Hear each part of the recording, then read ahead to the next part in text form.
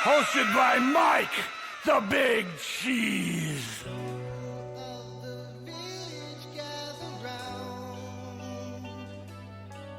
Before the cross the flame burns down, hallowed be thy land and sea. We the victims of their tyranny. We run with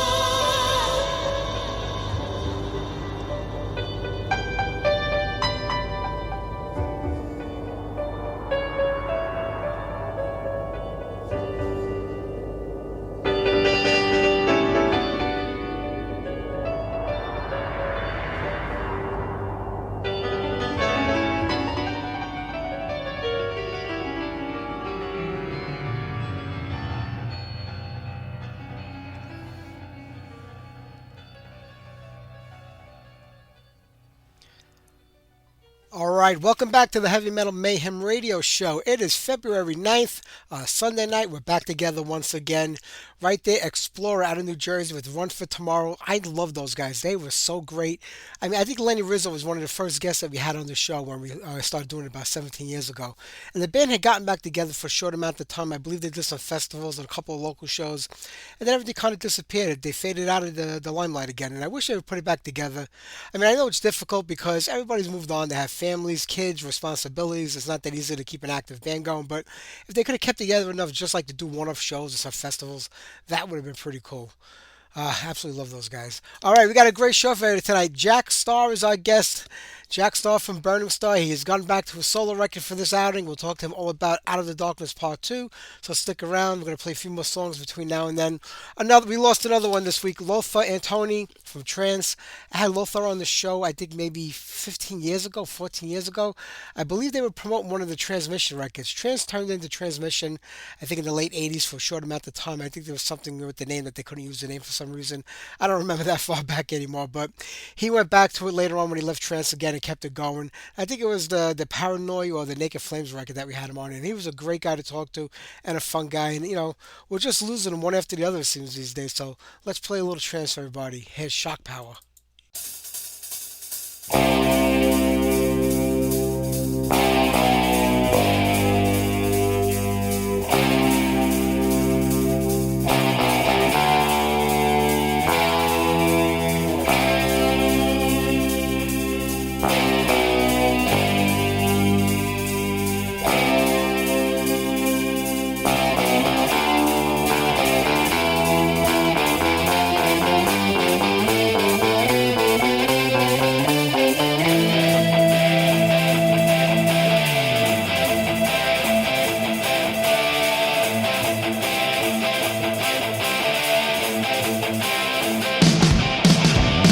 I felt cold and lonely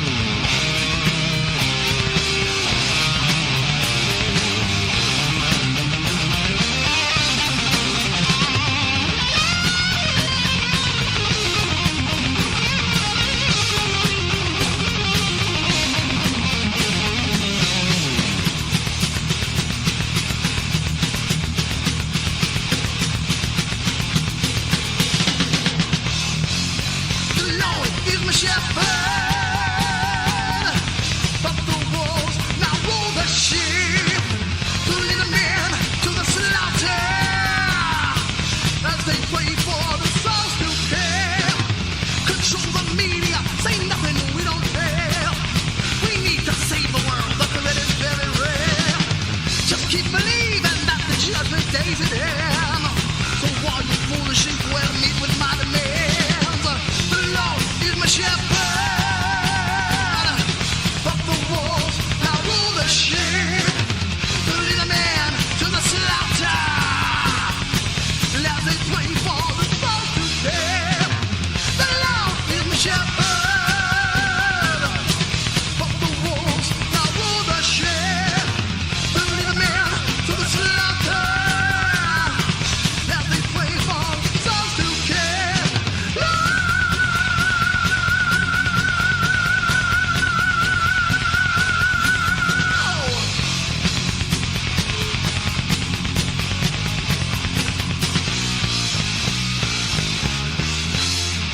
Amen. Amen. Amen. Amen. Amen. All right, Machinery. Christian wanted to hear that this week. I forgot all about these guys out of Connecticut. I'm glad he brought that one to my attention again. I'm gonna look to see if I get one of them on the show. I mean, they had a couple of singers back in the '80s, so I don't know who'd be the primary one to look for. Maybe I'll get the guitar player on here. I had a demo in '87. That came off the Divide and Conquer demo from 1988. I think they put one more out before they kind of disappeared for a long time, coming back with a new lineup and two records, but they sounded the same.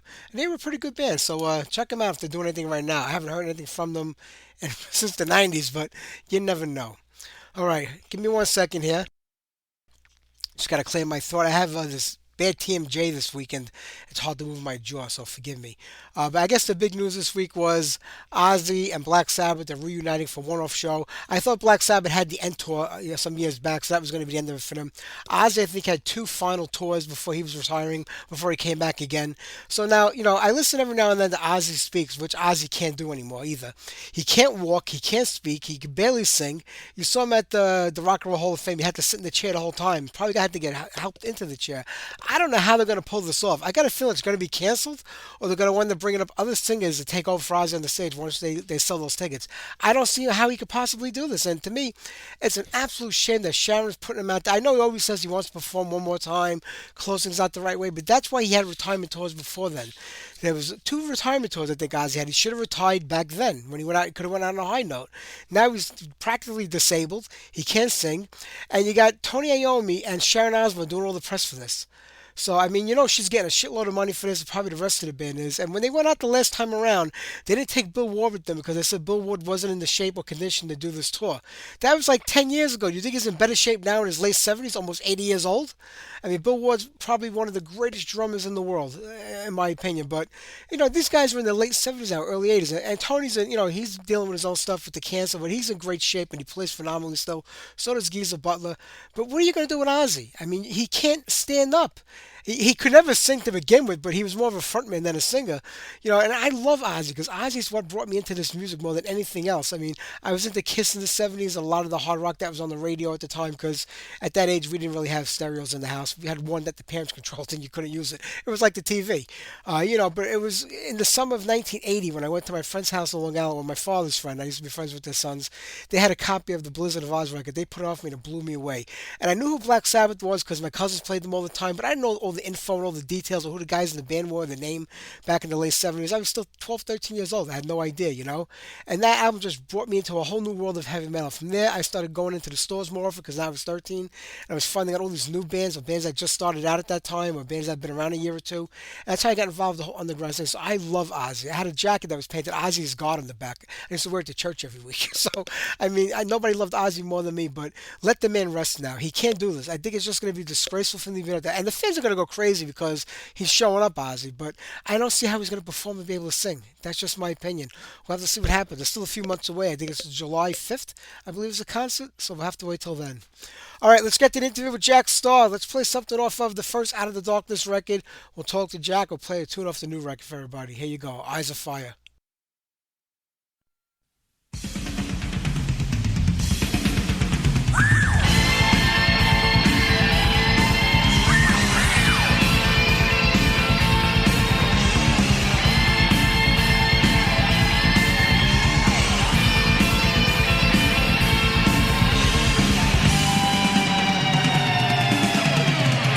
Keep me, fire dream, like a flame.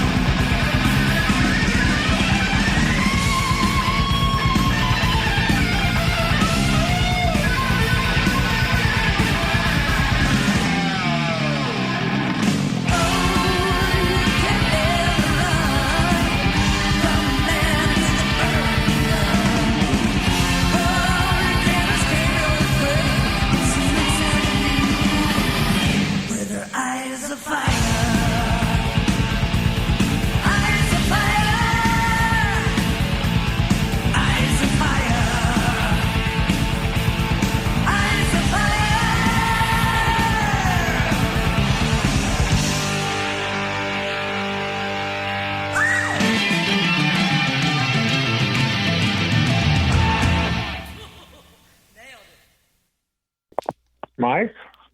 Hey, Jack, how are Hey, you? Mike. Good, man. How's it going? I'm doing good. I'm sorry. They have that 1 o'clock on my sheet. I didn't realize it. Something must have got changed. I apologize. No problem. We actually weren't clear either, so it's all good. I got you now. That's all that matters. That's it. You got it. I know it's been a while. We spoke after the last Burn Star record came out. So at that time, you had mentioned a little something about there might be something with Out of the Darkness, and the can't, winds up there's a sequel to a record.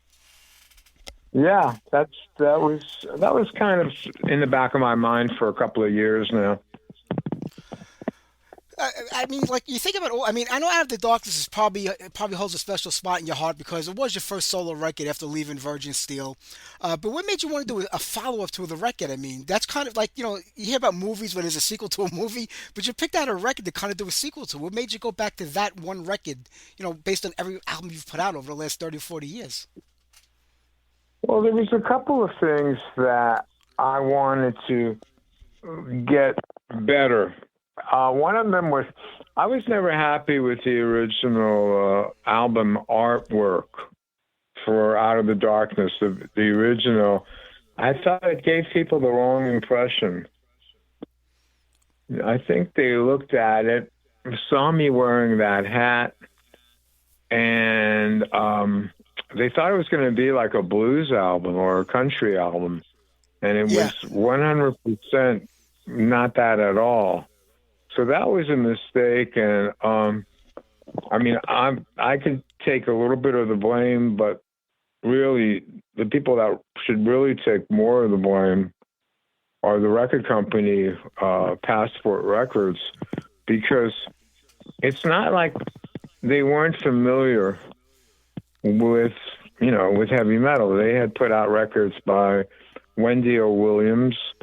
They had put out records by Leslie West. They had put out, they knew what metal was, and somebody there should have looked at that album cover and said, "Wait a minute, this album cover doesn't fit."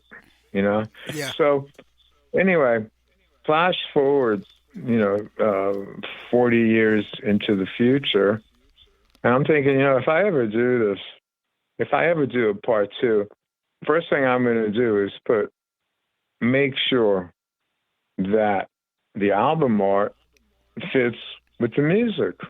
I mean, at the very least, Yeah, of course.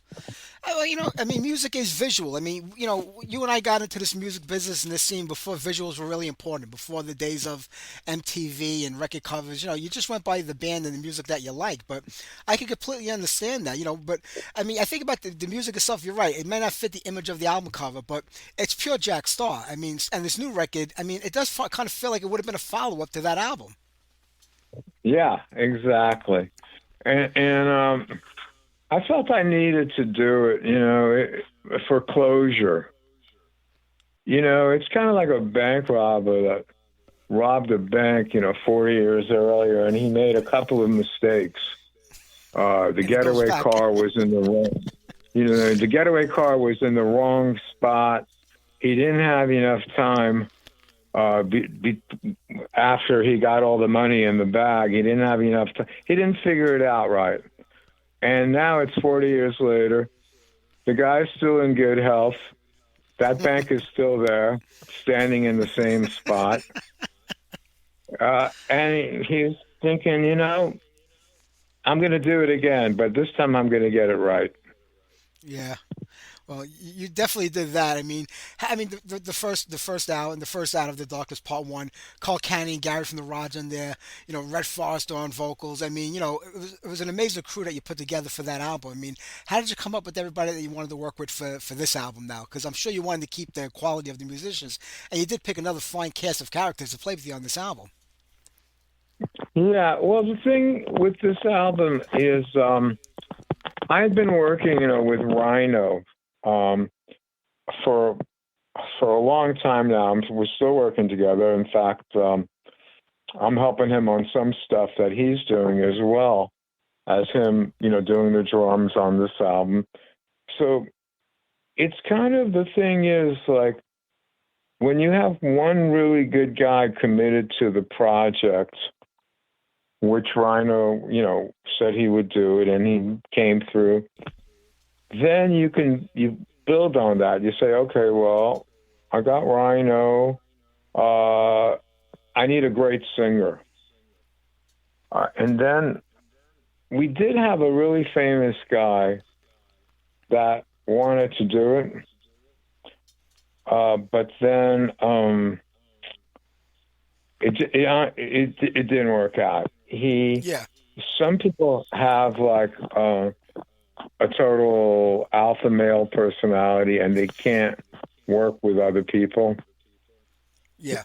This person, I don't really want to say his name, but he was Oh, like come on. that.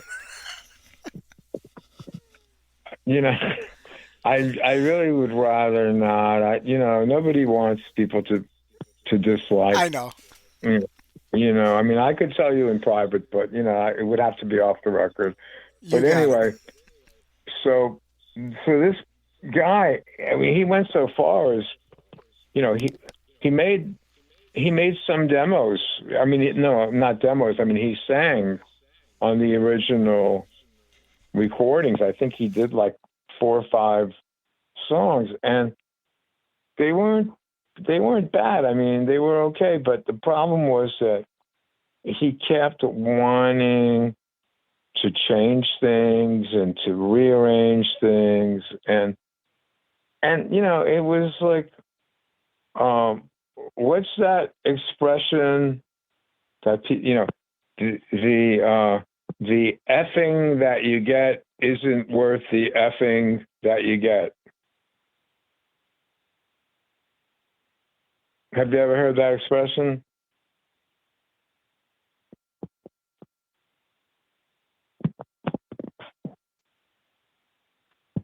Oh, honey, your phone cut out. Hey, Jack, you there? Yeah, yeah. I don't know what Okay, happened. yeah, yeah. I know exactly what you're talking about with that expression. I completely understand that.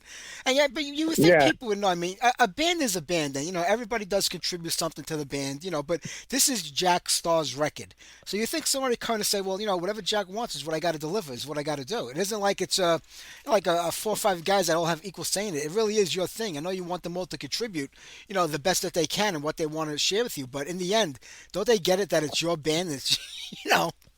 well, that was with that coming off like a dictator. that is what I want. I had a vision. Now it's 40 years later. I'm 73 years old. I mean, for God's sakes, it's like, luckily I have good genes. I mean, my mom lived to be 106. God So bless. who knows how long I'll live? But I'm thinking, probably be around for longer. Well, look at it You this know, way: 40 years from now, we could get Out of the Darkness Part 3 if you have your mom's longevity. exactly. And I would probably be around my mom's age when she passed away. So Yeah, anything's possible. But seriously speaking, I mean, I wanted this album to really be a continuation, and I didn't want, but I wanted someone. It's okay to work with another alpha male, and I mean, and God knows Giles is even more of an alpha male, but Giles backs it up. He really knows what he's talking about. He's a great singer, and it's like, I didn't have to really tell him anything. He knew. He was also a fan of Rhett Forrester, so that helped. yeah, He, I didn't have to explain to him who Rhett Forrester was and why Rhett has earned a place in metal history. yeah, He knew, and he understood that there's a fine line in metal between singing like Jeff Tate and hitting ridiculously high notes, yeah, and having some balls, some grit, some like a Dave Coverdale or Robert Plant or Red Forrester. The thing with Giles is Giles knows how to walk that line in between and appeal to both, to people that want to hear screaming metal and the people that want to hear grit and blues phrasing and I think Red obviously did that. Dave Coverdale does that. Of course, Dave Coverdale, he has a hard time, hitting the metal side of it, yeah, yeah. But he used to be able to really to nail it.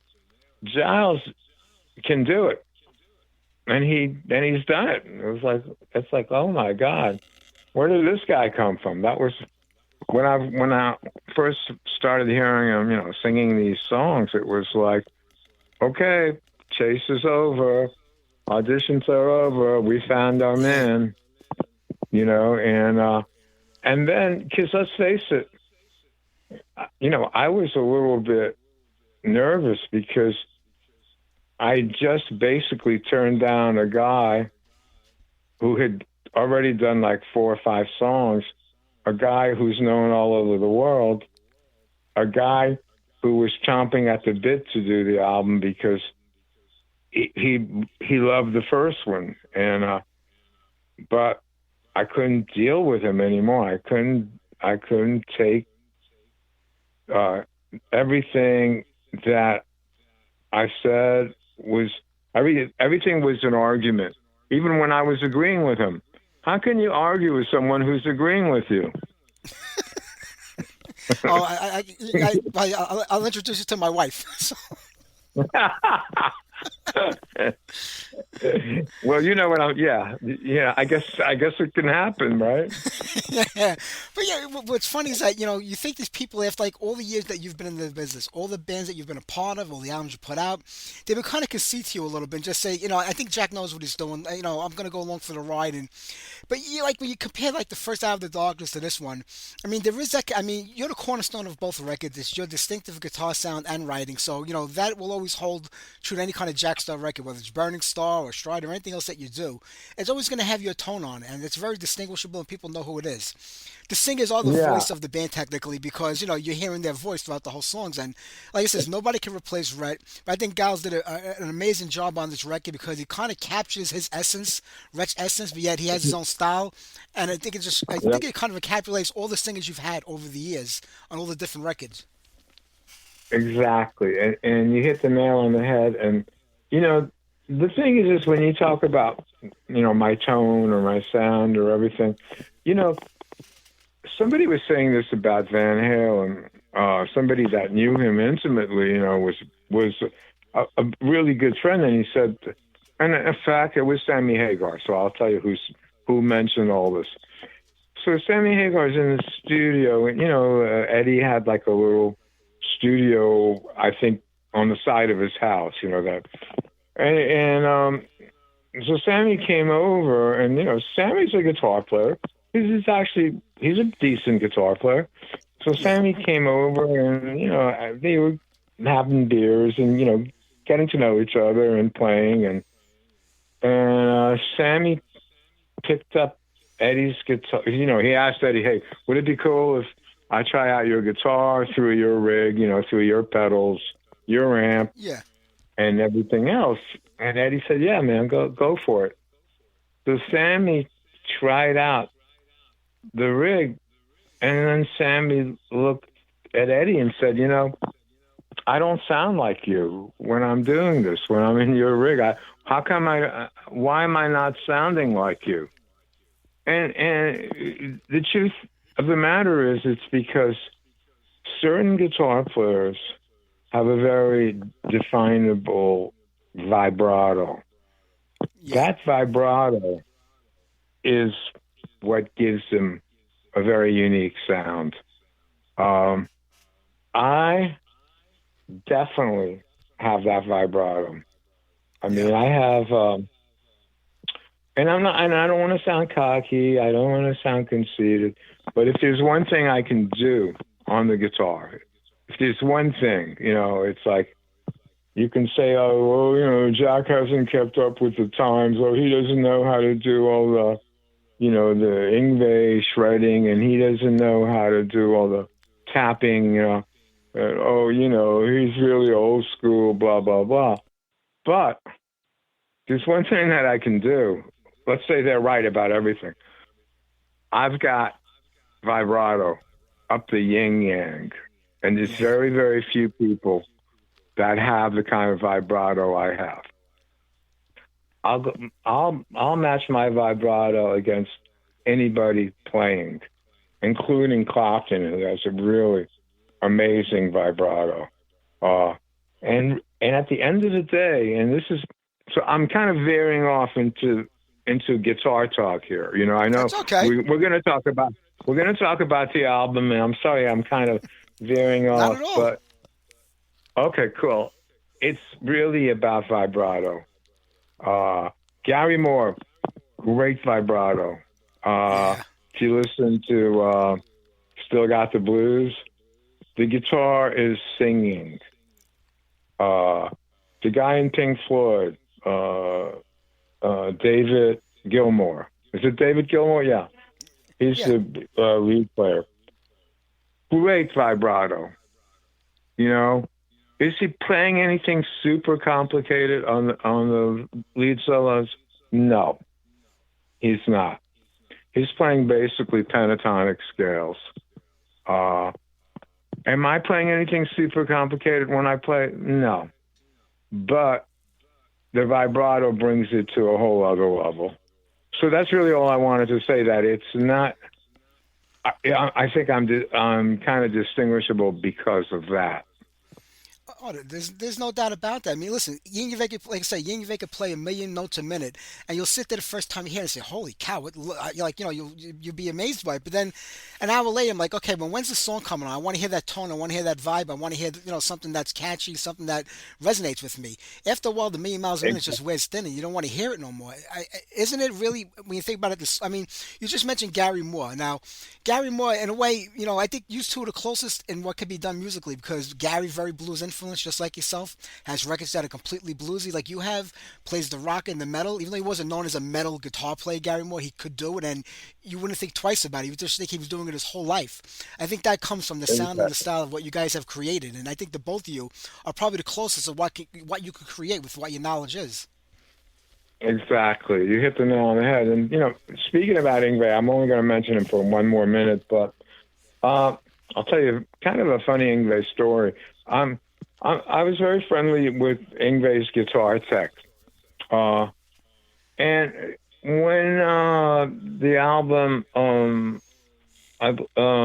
Stand Your Ground came out, I sent him a copy.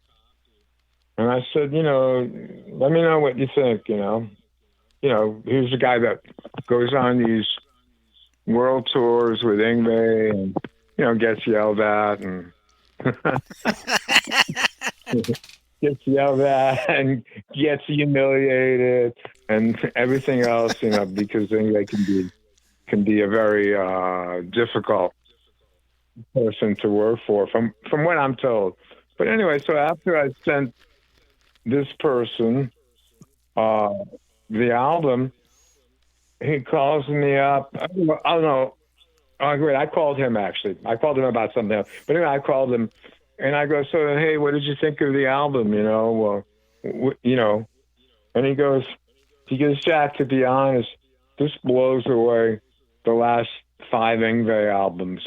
Yeah. Not only is it more musical, not only do you have better vibrato, not only do you write better songs, but it's produced better.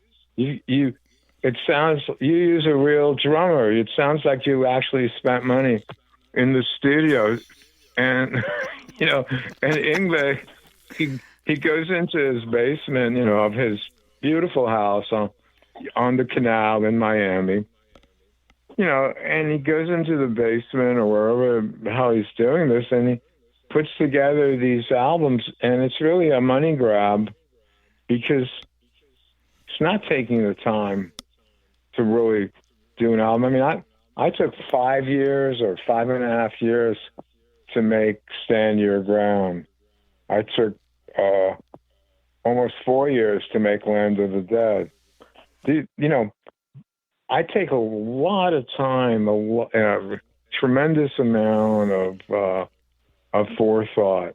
It doesn't happen by accident, and I'm okay with that. Kind of like Ernest and Julia Gallo.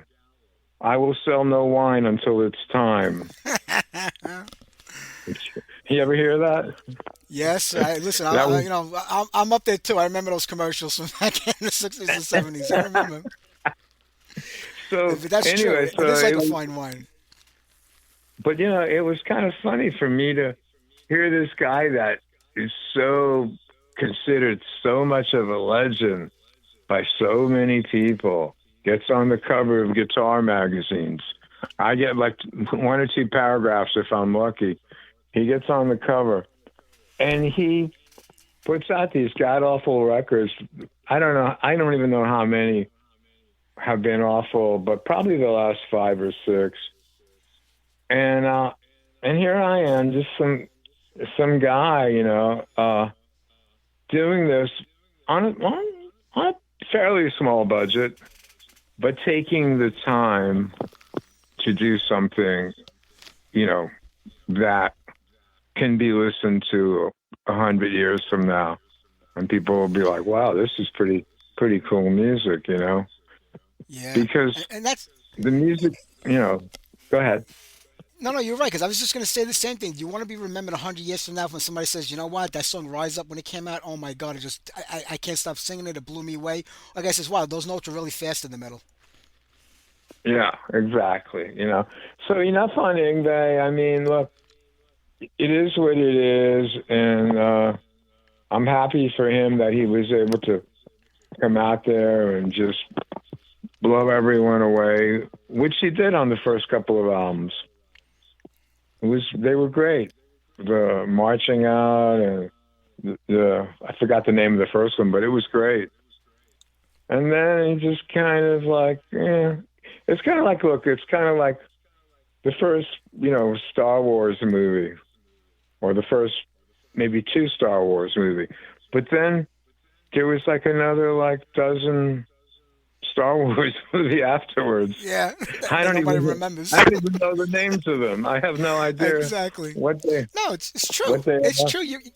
But you're right. Those first couple of records were great because let's face it, it was the early '80s. That's when all this music was emerging. You know, he had great singers Yeah. with him. He had other musicians in the band that were quality that probably gave him a little pushback and it made something happen. The last time when he was like, I don't need any singer in my band. I can do all the singing myself. I have to deal with a lead singer. Then you go to see him live and he has the keyboard player doing all the songs that he did in the past because he can sing them like that. You know, so he builds himself up to be bigger and better than he is. But you know, in the end, I want to hear a good song. I want to hear good music. I don't care how fast you can play. I don't care. I want to hear good music. And when the music is good and the guitar player is good and the tone is good, it resonates with you and it stays in. When you hit a certain note on one of your songs, it just goes right through me and I can feel it. And that's I think the most important thing about music is that you feel it on the inside. And that's what you know what, that's what this album is about. It's about creating emotions and passion. Because the music without passion is shouldn't even, I don't want, shouldn't even really exist. I mean, what's the point of it? It's like True. there are people that hammer nails for a living. They're called carpenters. There are people that hammer out chords. They're called supposedly musicians, but there's really no difference. For me, it's not about hammering out chords to fulfill a contract somewhere. You know, oh, somebody signed a 3-album deal, so, oh, fuck, we got to do another album. Oh, what are we going to do? Oh, don't worry, we'll throw something together. And they Yeah. throw something together.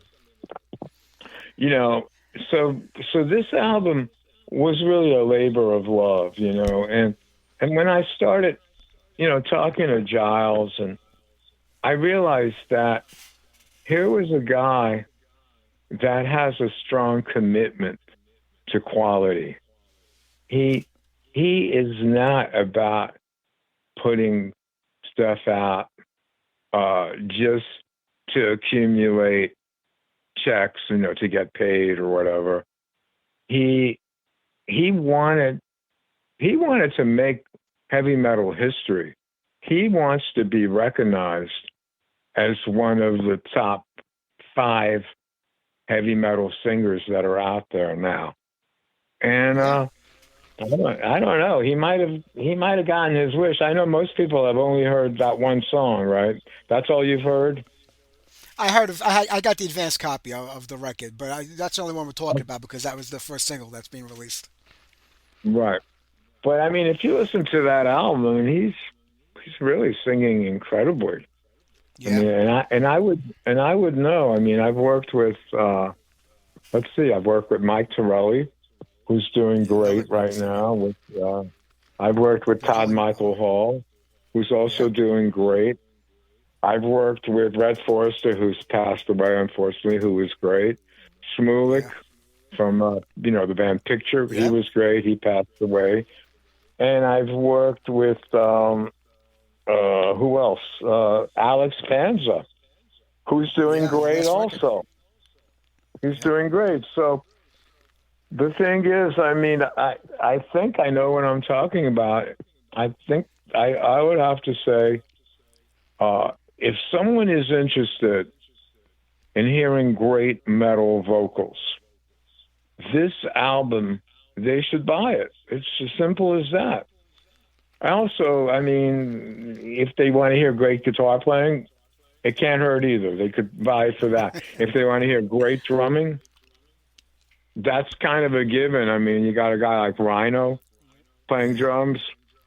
It's kind of a given. And then as far as the bass player, well, I discovered this guy, Gene. He lives in my neck of the woods here in Florida. And so I said to him, I said, Gene, tell me about yourself. Who are you?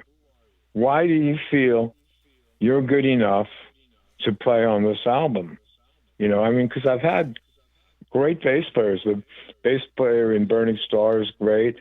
I played with a lot of great bass players. From the first bass player of Sabotage I played with Yeah. I played with the guy that used to write the column for guitar, for the Guitar for Practicing Musician. Uh, Tremendous, tremendous bass player. I mean, so I've played with, and I said, Gene, so why do you feel you're up there? So he said, well, first of all, Jack, I'm going to bring something different to this album. So right away, that, my antlers were up. Yeah, What does yeah. he mean? What does he mean, bring something different?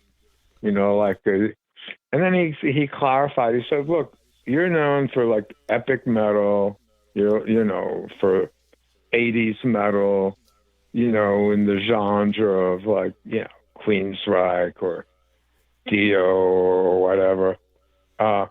And he goes, don't get me wrong, because I love all those people, but that's not where I come from. So I go, well, where do you come from? And he goes, because I come from the rock scene of New York City, of the Ramones, of Okay. Television, of Blondie, of Johnny Thunders. I said, really? He goes, yeah, man. He goes, we were like a house band at, the Limelight, Max's Kansas City, at Wow, all the old clubs. all all those stuff. He goes, the Ramones even covered one of our songs. I said, what? And he goes, yeah, man, I was in a band called The Boyfriends, and we would play in New York City. We were doing power pop, uh, kind of like, I don't know what you call that kind of music. Kind of like there's a band called The Strokes. Have you ever heard of them? Yeah, yeah. Kind of music like that, And I said, well, that's kind of interesting. So, so I said, and you like what I'm doing? He goes, man, I love it. And I go, well, why do you love it? It's got nothing to do with the scene that you're coming from. And he goes, oh, yes, it does. Because honesty is honesty and passion is passion. And I feel what you're doing and urgency. And I said, urgent? Yeah. He told me, he goes, Jack, your music has an urgent vibe to it. The Ramones had that kind of take no prisoners, urgent vibe. So it doesn't matter if you're playing exactly what they're playing or they're playing what you're playing, the urgency is still there.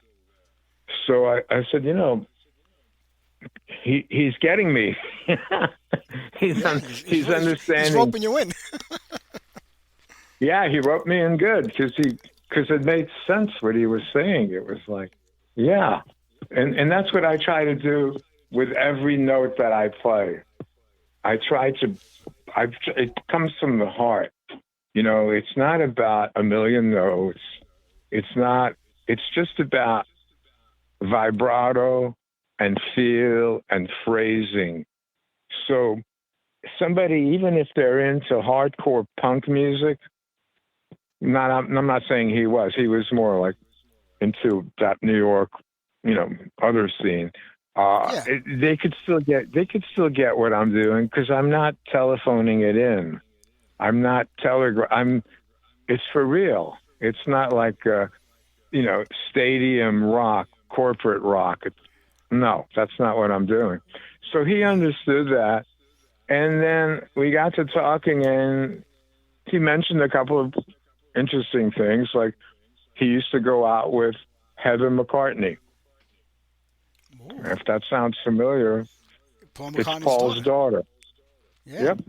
And I said, dude, you've got an interesting life. You- so, so Paul almost became your father-in-law. And he Father-in-law. goes, yeah. And and I said, out of the metal bass players, like, who do you think is good? And he gave me the names of a couple of people, and I agreed with him. And I said, do you think you could do a good job on this? And he goes, I know I can, because I know what it needs. It needs more of the same. It needs more power. It needs more heartfelt emotion. And that's what he gave it.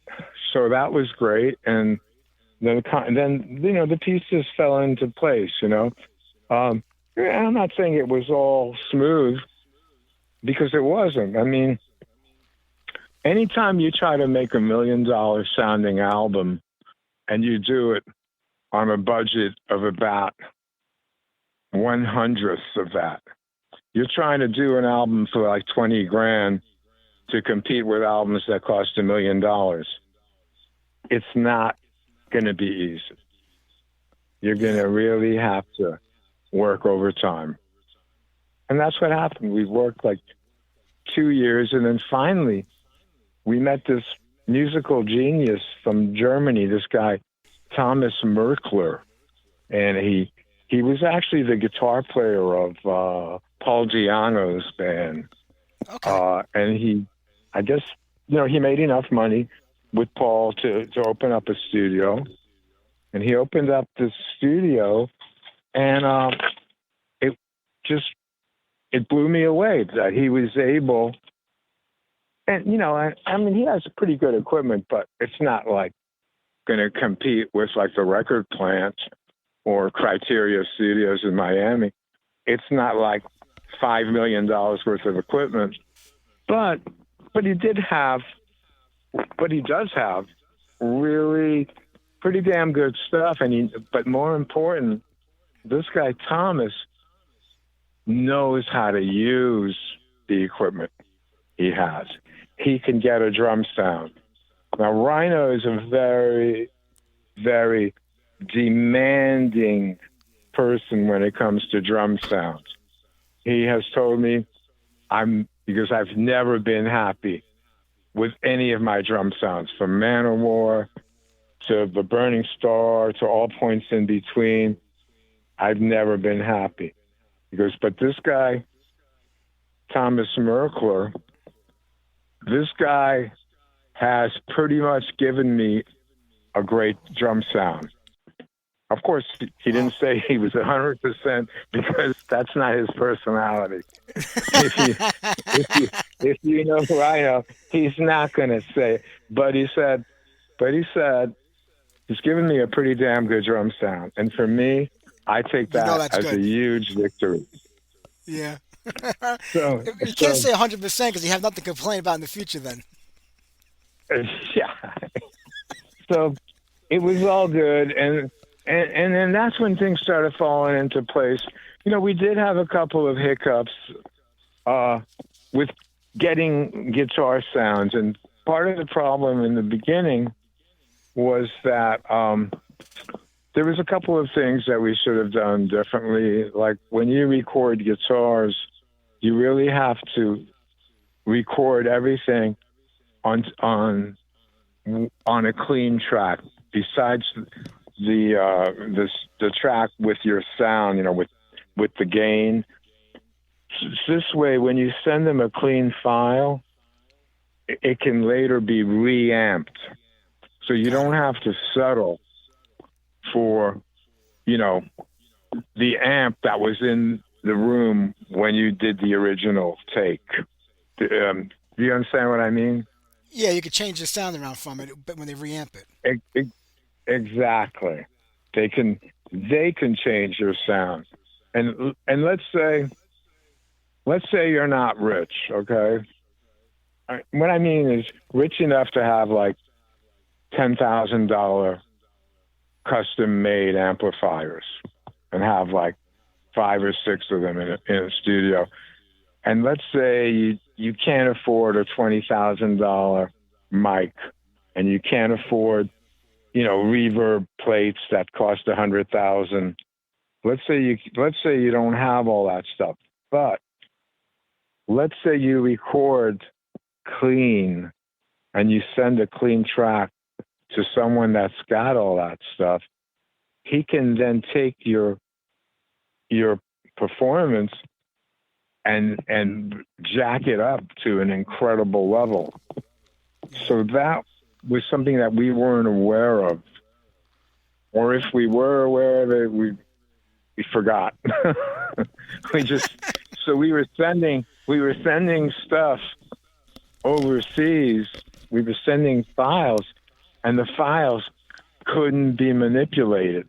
They couldn't be enhanced. They couldn't be made better. Yeah. And that was mistake number one. Mistake number two is we started the album, and for whatever reason, we weren't really using a click track.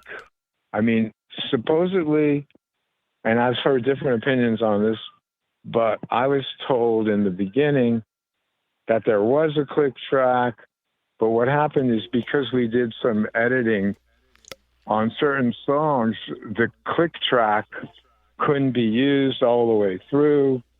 There was all kinds of issues that came up.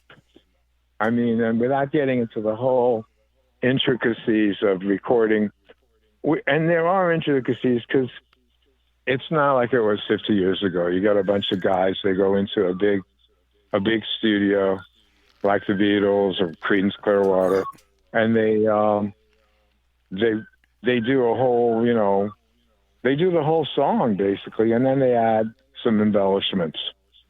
And basically, what you hear is what you get, In the case of Creedence Clearwater, one of the worst bands musically, they all could barely play, but they had a guy that wrote great songs and a good producer, and they were able to turn out about 120 million sold albums, Yeah. So the thing with us, with what we're doing is we're doing this the 2025 way, which is people are living in different states, they're living in different countries, and we have to basically cut across all those borders and make it work, And so we were using video, we were using internet, we were using Zoom, you name it. And we were communicating, so you had the American side, which was me, Rhino, and Gene. And then you had the European side, which was Thomas, Giles, and a wonderful guitarist named Eric Juris, who plays with Giles. You know who I'm talking about? Yeah, he plays in Warlord with Giles, and he's also a guy called Crystal Viper. Yeah. Yes, that's right. So I figured, I could either be one of these idiot kind of, egomaniac kind of guys, oh, I must do everything myself, because I am great. Or I could be a team player. And you know what? I chose to be a team player, and thank God I did, because Eric was the perfect person to get on the team.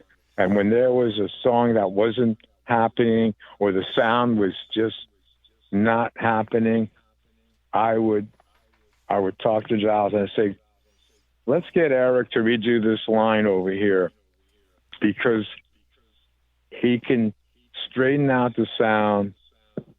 Because a lot of times the problems that we came up with were technical. They were like, and I couldn't let anything go. I could not say, oh, well, let's just leave it. It's not too bad. No, I didn't want to do that. So basically everything that needed to be fixed got fixed. And that goes for a vocal harmony, that goes for an arranging mistake, that goes for a guitar that might have been slightly out of tune. That everything was fixed and was basically worked on. It wasn't, and I didn't mind. And for one song in particular, we did we did this song. It's called The Greater Good. I don't know if you heard that one. Does that ring a bell? Yeah, it's on the record. It's on the record. This Yeah. was a song. The song has a very, very difficult intro to play. Um, and what makes it incredibly difficult is I wrote it in a really weird timing, like 7/8 time or something like that. And for whatever reason, it wasn't sounding right. Uh, and Thomas listened to it, and he said, with his German accent, Jack, this is not sounding good. This intro, you know, what do you want to do about it?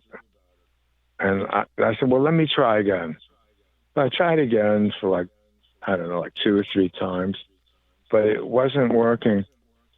Finally, Thomas said, how about if we change the intro slightly and make it sound like this? And I listened to it, and it was like, perfect. He figured out what I had been doing wrong in that intro. Basically, for whatever reason, I think I was playing too many notes, and it wasn't working. Now I listen to it, and it's like, this is what should have been there all the time, the whole time. And so this guy Thomas, who engineered, the record with help, from Gene, just basically was able to do more than just engineer. And that, to me, is worth its weight in gold. Somebody that can not just tell you, hey, this part's not working, but actually say, hey, what about it? What about if we tried this approach? And you know what? And that happened on so many recordings that you never hear about because most musicians have too big an effing ego to ever admit that they didn't do everything. But True. The song Layla by Clapton. Yep. Yep. He didn't even come up with that riff. It was Dwayne Allman that came up with da-na-na-na-na, da-na-na. And it took like 40 years for me to read it in some biography of Dwayne Allman that it was Dwayne's riff, and so not everybody is forthcoming. People want to maintain the illusion that they're invincible, they're all powerful, they're all great, but nobody is. Everybody is standing on the shoulders of other people and That's musicians true. that came before us. But with the greater good, when he comes back to you and says, "Listen, look, I made this little tweak over here. Try this, and let me know what you think and how's it going." And then you play it like you say, you're like, "Wow, that's what I was doing." But sometimes you just can't get it. You just can't hear it. You maybe because you're so close to what you're writing, you're so close to the song, you don't hear that little change that makes that big difference. So when you heard it, did you say to yourself, "That's what I was trying to come up with. That's what I was trying to do," or you just say, "Hey, this is another way to approach it, and it's actually working out better." Exactly. And that is something that I am grateful when someone can put that in. I mean, it's like, wow, this is what was needed to be done. Yeah. And so he did that, and I was really happy about it. And I hope that people understand that, because it's a good thing. But it's not a bad thing. It's a good thing when Yeah. people are able to to work together and create something that's bigger than the sum of its parts. True. I And mean, listen, that's this. Yeah, go ahead. No, I was gonna say you've put out a lot of records over your career. I mean, a lot, all different styles and sounds. And I'm sure there's always that one record that you look back on and say, "I love that record from start to finish." But there's that one part of that song that I wish I would have done differently. And that's something that stays with you for the rest of your life if you don't re-record that song down the road. At least when you do it this way, you know that it's gonna be the way you want it to be in the end. Exactly. And for me, it was just I mean, I'm going to be honest with you. This was the hardest album that I've ever had to record in my whole life. It's the most difficult. Uh, and I think part of that was the distances, involved. Yeah. But everybody, you know, also part of it was that we got off to a shaky start on the album. We really did. With the some of the songs were just too damn long. I mean, nobody really wants to hear a bunch of albums where every song is like 6 and 7 minutes. I think it's okay to have like maybe 2 or 3 on an album, but I mean, the songs were too long, so a lot of them had to be trimmed. And now, how do you trim a song and still maintain the beats per minute and have it, and have it totally be in time? It's not easy, but that was what we were up against. I wanted, because I listened back to, and I said, well, why did I put all these parts in here? It's too much. A couple of them are cool, but I think sometimes musicians get carried away. How do you do It's it? Do you like, cut a verse? Do you cut a chorus? How do you shorten a song? Do you just have to just start cutting away parts of the song? yes, Yeah. let's say you have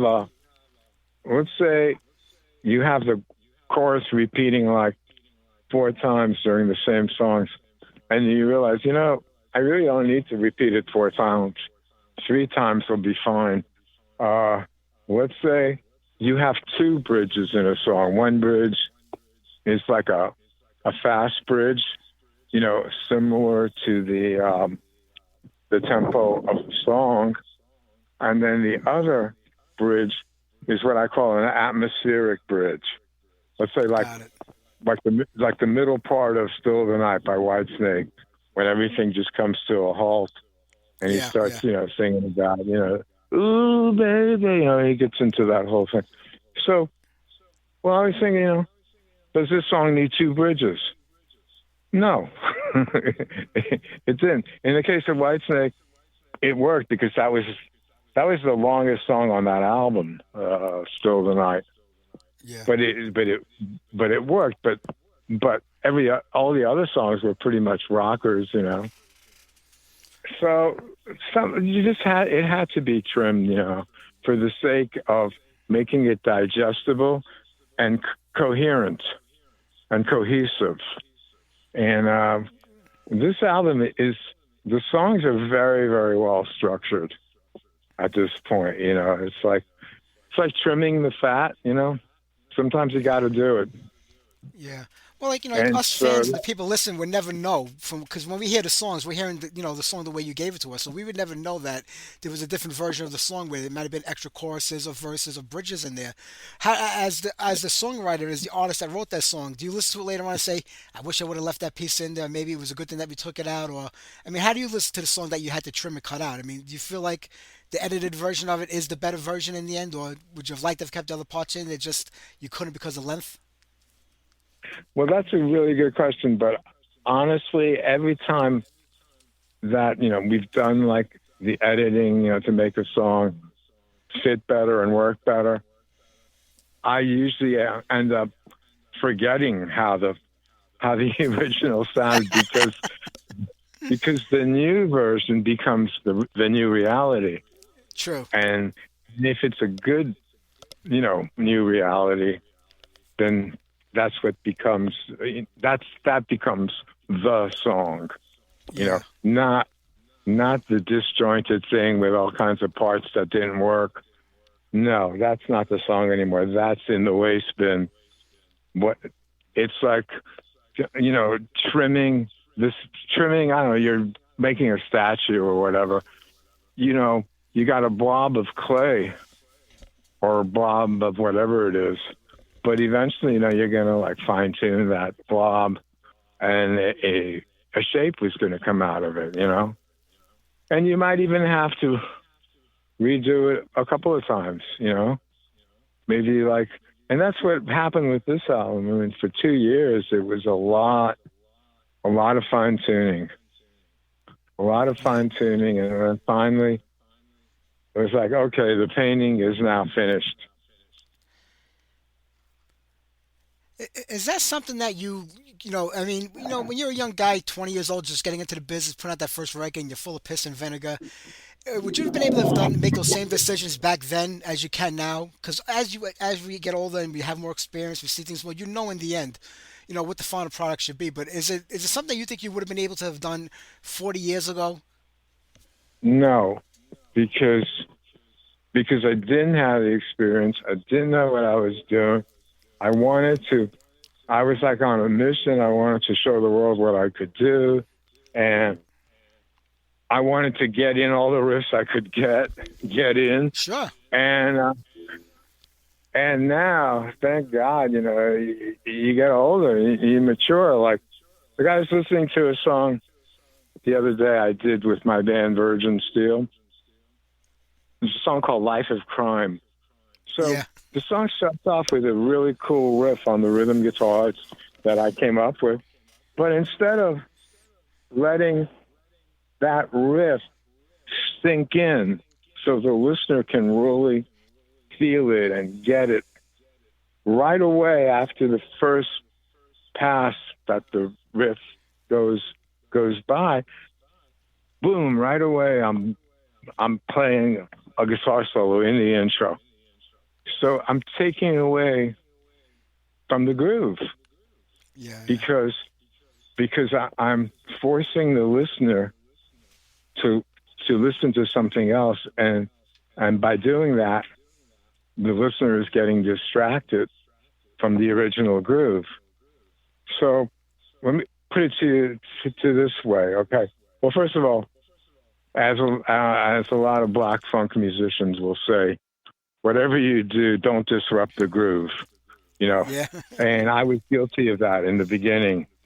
So I'll just give you an example. Okay, let's say you're let's talk about the song "Breaking the Law."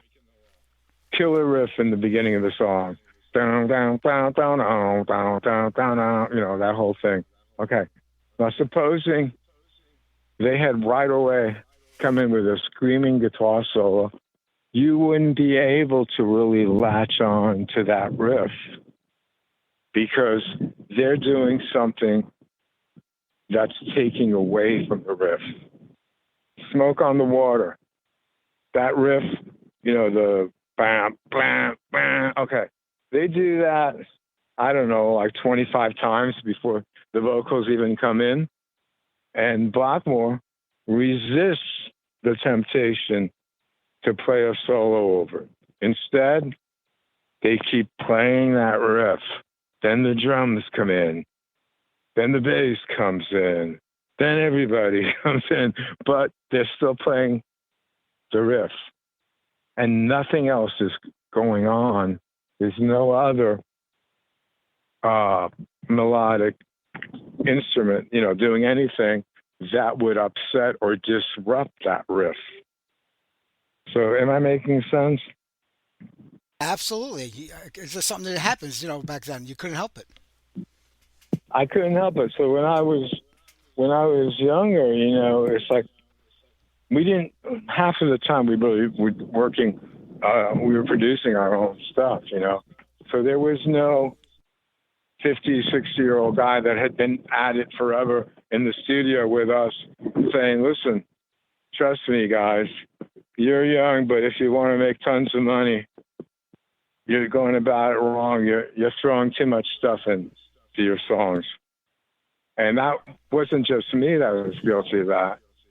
Our singer also, Dave, would be doing these great screams, but too soon.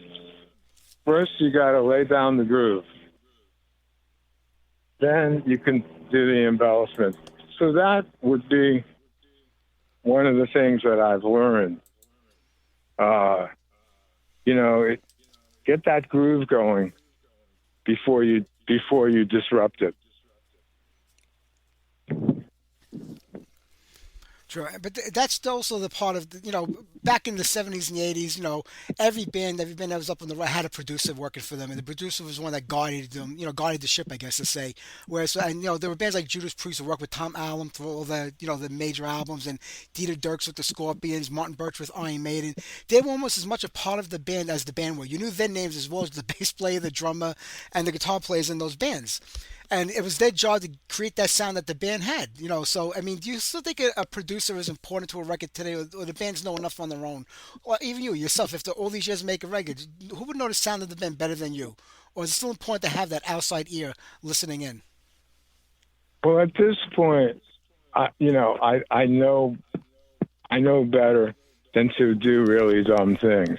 So I'll give myself credit for that. But having a really seasoned, experienced producer is really a wonderful thing, And really, this guy Thomas really kind of became the producer on the album because his input was always on the money. He knew what he was talking about. Now, Gene was co-producer too, and Giles to a certain extent, and myself to a certain extent. But really, because Thomas had the studio and knew what he was doing, from his work with Paul Di'Anno, he knew what needed to be done to make a great sounding, metal album, Yeah. And I really liked what he was coming up with. I liked his idea. Same thing with Giles. I mean, they're in the thick of it. They're on the battlefield. Europe right now is the battlefield. Europe is where the metal is really happening. The kind of metal that I'm doing anyway. But that doesn't mean it's not going to change, because I can see America starting to have like metal festivals and stuff, Yeah, it's happening here again. Jeff, you talk about the album, the Out of the Darkness album, the first one. Your first record out of Virgin Steel. I mean, it kind of defined the sound that we were going to get from you in the future. But that was the only one that came out. And then you kind of jumped right into the Burn a Star stuff a year later with Rock the American Way. And it was a few years, maybe 4 or 5 years before you went back to like the solo albums in a way. And it was a different sound than Jack Starr back, for those next few records that came out. So I would imagine that everything that you kind of were working on around the time of Out of the Darkness Part 1, I got to keep remembering saying Part 1 now, because now we got 2. Any of those ideas, were any of them still left around that you went to for this record, or were they all kind of used up on, Rock the American Way and They're Turning Back and Blaze of Glory? Was there anything left over from that first session that you said, hey, I want to revisit it now for Out of the Darkness too? Or was this all new music that you just, recently created since the idea came out of doing this record? Well, some of the riffs, some of the riffs, I would have to say, really did exist for a long time. Guitar players do that. They keep drawers with tapes full of riffs, and the idea is, hey, one day maybe I'll use this riff, so you put it away. In my case, because I am old school, I have a lot of cassettes and CDs. Yeah. A young guy today, he'd have everything backed up, maybe on a drive or something. Yeah, exactly. So I've got these clunky looking cassettes and CDs, and also in Burning Star, I would actually call the bass player on the telephone, Ned Maloney, and leave him a message. Let's say if I were out for the day driving around, and because sometimes riffs come to me and I, without even having a guitar in my hand, they just come, a musical thought, will come. Yeah. And so I would call him up and I would say, listen, don't pick up the phone. I'm going to call you back. I just want to sing something into your answering machine. It's kind of crazy, but it worked. And I would do that. And because, riffs don't come all the time. If you get like maybe like 5 or 6 good riffs in one year, that's a lot. Yeah. That's a lot. So that was pretty much what some of those riffs actually were old. From the couple of riffs were actually really old. I mean, I'm talking about from the '80s, and but metal is metal, and I was really determined to give them a home, the ones that deserved to have a home. Those little riffs, I didn't want them to be homeless, so I had to find a song for them. Yeah, you did that on this new Yeah. record. I mean, you know what? It's funny. Nothing was. If you told me that you came up with something in 1984 for this record you put on now, it would never sound dated. It sounds like it belongs there. And I guess that's what comes with when you write timelessly, the things can carry on from decade to decade. It doesn't never sounds old. No, and it's also a lot of it is how something is played that makes it sound old or new or I mean, like a lot of the guitar players today that are into like thrash or whatever, they'll use 7-string guitars and they'll tune down the guitar, sometimes a full step, and you get that really heavy, bassy, dark sound. So you could take a riff from 1984 and make it sound like 2025 by how you play the riff and what instrument you use, what tuning you use, and et cetera, et cetera. So with this album, the only thing that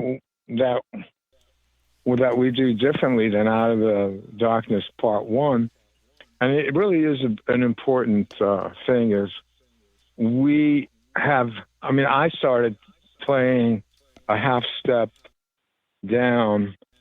I started that when Joey DeMaio really insisted that I tune down lower. He goes, man, you can't keep playing standard tuning. What are you playing, surfing music, Jack? What's going on, brother? Come on, man. We signed you to be heavy. You got to tune that guitar down. Here, let me do it for you. Oh Because God, that Joey sounds like Joey. He's Yep. he's got a very strong, personality.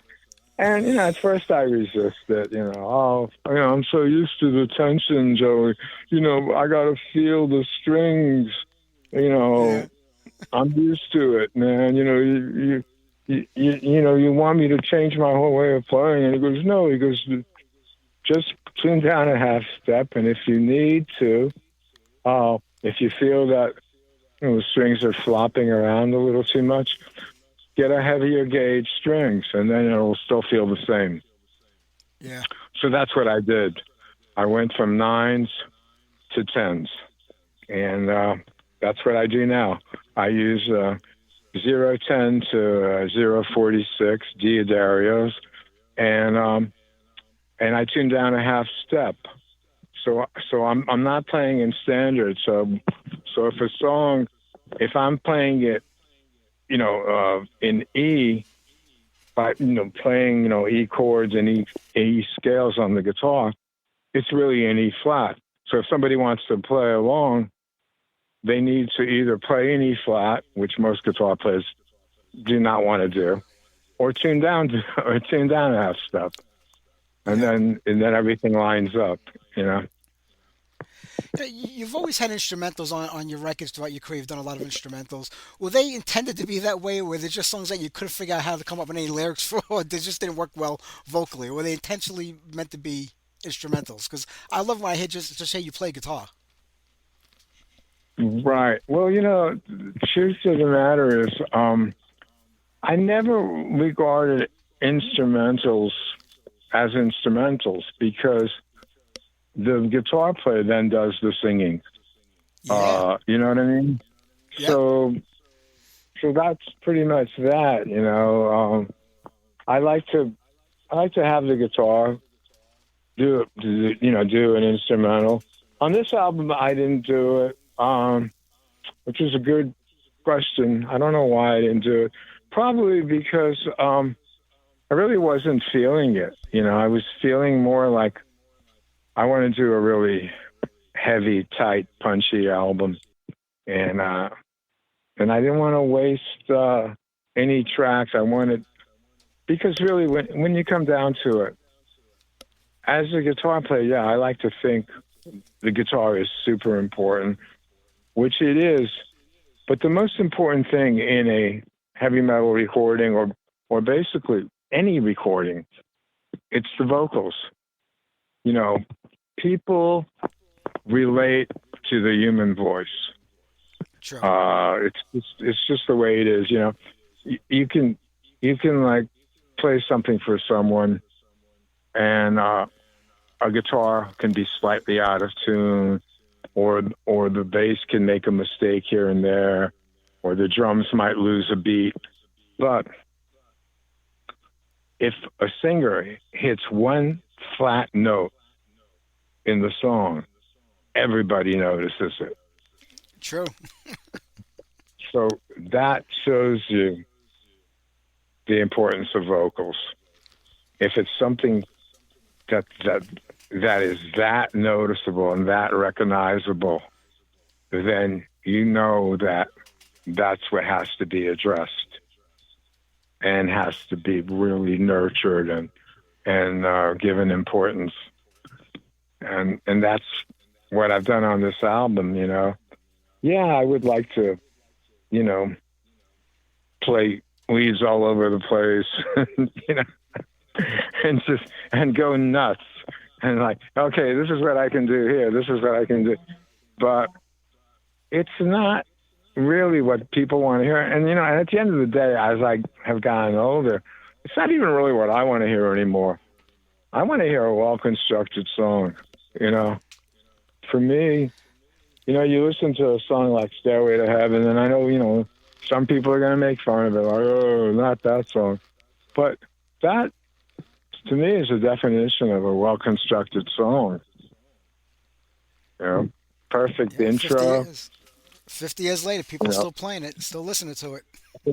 Yeah, it's a perfect song. I mean, I remember, I think I was like, I don't know, like 14 years old or something. And I remember bringing the album home, and I remember listening to it in the family room. We had one of those big consoles, with built-in TV and record player and all that. And I remember my father walking in, and he's going, "Who's that?" And I go, "Oh, it's a band called Led Zeppelin." And my father looked at me and he said, "That drummer is very good." And I was like, "Wow." I said, "Wow, that's weird." It's like the first time my father was commenting on one of the records that I was playing. Yeah, he said, "Yeah, that drummer is very good." And I thought about it, and I'm going, "Wow, no, he must be good because he's connected to my father, who doesn't even like rock music. My father, was into big bands and Sinatra and Tony Bennett, all that kind of music, So, to me, the things that I find important are not always going to be what the average listener, and by that I mean, yeah, a guitar is obviously really super important for me when I buy an album, and I still buy albums, which I know sounds crazy, but I still do. Still buy CDs, still buy records. But I know that even though, like, let's say, I like the last couple of albums by Accept, and I like the guitar playing in that band, Wolf Hoffman, and I forgot the other guy's name, but I like the guitar playing. But that doesn't mean that the average person is gonna be able to digest Accept music. Then you're not gonna have a DJ in America playing Hotel California and then playing a song by Accept. It's just not gonna happen. Yeah. But you'll have a guy like me that's been into metal his whole life that appreciates the songwriting and accept, the guitar playing, the vocals, everything. It's like, wow, this band is really good. Same thing with Iron Maiden. Are I you mean, able to Bruce. approach those bands and those albums as a fan, as just a music, as somebody who listens to music, and not as a musician? Does a musician part of you always step in and say, "Hey, they could have done something better with this, or they should have changed that tone or this"? Can you just listen to it as a music fan and take it in that way, or does the musician part of you always step in somehow and say, "I don't know about this"? I think, unfortunately, it gets a little bit ruined for me because I start listening too much like a musician. But Yeah, that said, when I'm able to tune that out and just really appreciate it for what it is, I love it. I don't want to think about, well, what amp was he using? What kind of miking were they doing on that guitar to get that sound? How far back did they place the mic? Uh, uh, where yeah, was the yeah. room mic? Did they hang a mic from the ceiling? And, whatever. So now, I try to really blank that out and just, I'm going to derive enjoyment or I'm not, Sabaton, that's a new band. And I like them. I like the sheer power, and I like the lyrics. The whole thing. Drawing on history. So I think they're a really good band, and I try to do that. With this album, and we have a lot of interesting lyrics. I mean, a lot of the lyrics of. I mean, one song, "Endless Night." I mean, I got that from an American poet named William Blake, Okay. and and so I try to get literary when it's appropriate, and it's I don't want to just sing, like a lot of the West Coast metal bands, and I don't want to name names, but a lot of them, everything is about, blondes and black leather and, singing about cars and putting hot chicks on the album covers The and all that. stereotypical stuff. Yeah. It was, yeah. And I think maybe I was too old and I missed that ride, I don't know. But to me, I wanted something more than that. Well, you And definitely gave us Iron that on this Maiden gives record. you, I think this album gives you more. It gives you food for thought. It really, Yes, it does. it really, it does. And I really hope that people read the lyrics to this album, as they're listening to it, or or at least once, and that it connects with them on different levels, not just on a musical level, but also on a lyric level, and that's important to me. I think you've accomplished all those goals on this new record. Jack, I'm going to have to let you go in 2 minutes because I just realized we were talking for an hour and a half and the show's only 2 hours long. I want to get on some music for people to hear, Uh-oh. but I could talk to you for hours on end because you have so many stories to tell and such a long and storied career in this business. And with, Out of the Darkness Part 2, I mean, April 25th is the official release date on Brave Words record, a new label from the magazine Brave Words. You did an amazing job on this record, my friend. I mean, and I know we're going to get more from you. You got longevity in your bloodline, so I know we're gonna get more albums, and I can't wait for you to put more out. Maybe the next one will be a Burning Star, maybe it'll be a Jack Star, who knows? But I know we're gonna get great music from you in the future.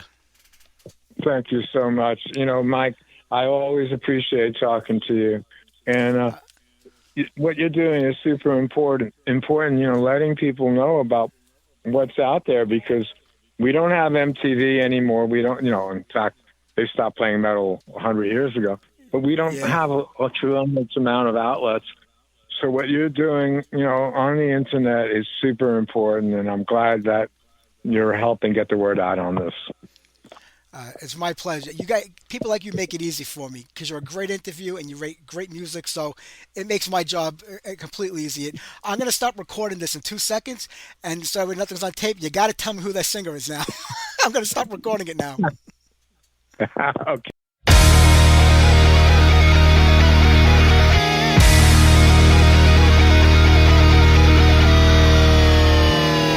Ever since the world began, darkness and hate rule the land. Violence and bloodshed more each year. Wicked deceivers ruled by fear. Hey, hey, hey, hey. Out in the streets, we can hear the sound of war coming near. So join the fight, liberty, freedom is never free. Take off your chains, come into the light. Won't you now join the fight? Now is the time to make your stand. You got to rise up, heed the call, rise up. Don't you fall, rise up. Don't be blind, rise up while there's still some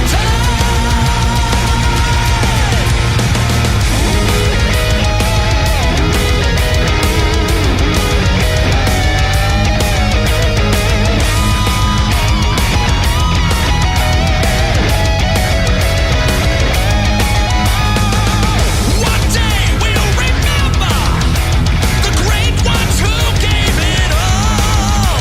While others backed down, they stood tall. They never forgot the sacred call. Take off your chains, come into the light. Won't you now join the fight?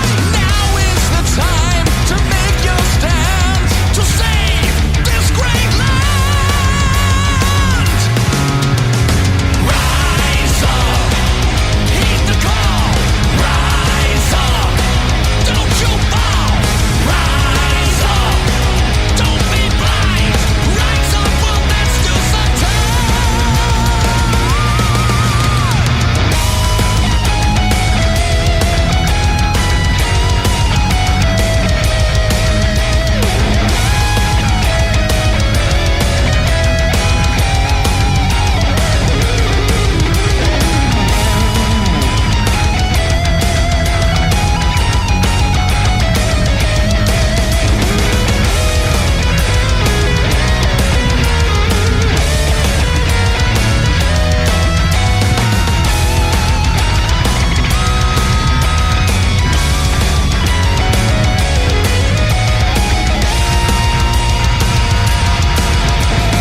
Rise up, heed the call, rise up.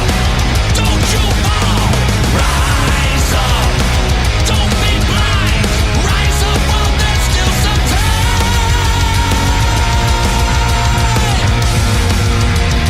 Rise up, rise up, rise up, rise up,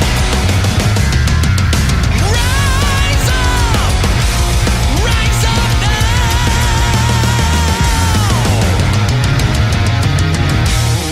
Rise up.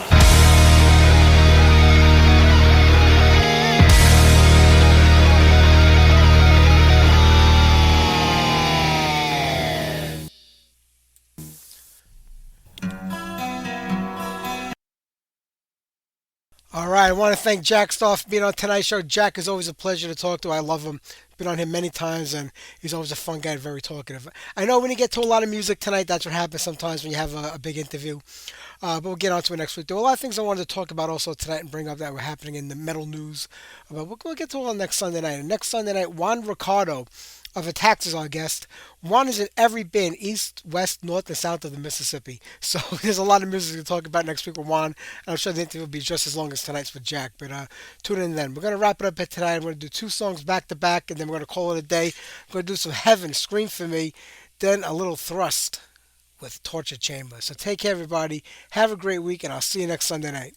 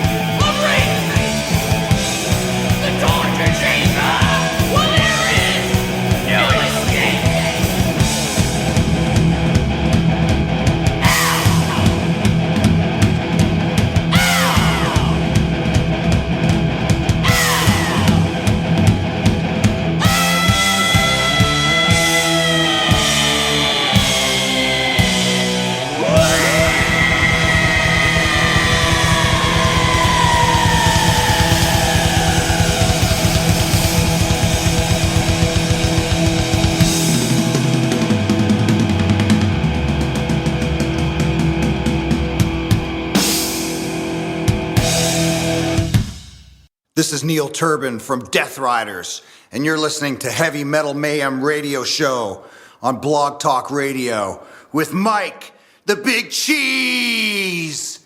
Don't forget to be fierce and stay thrashing and stay metal thrashing. Mike!